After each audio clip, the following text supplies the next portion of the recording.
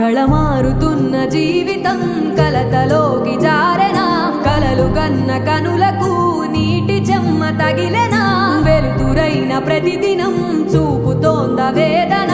అందమైన బతుకున అలజడి చలరేగెనా ఏమిటి నీ పాపం ఏమిటి నీ నేరం చీకటి ముసిరిందే చిటికల్లోనా తీరదు నీ శోకం మార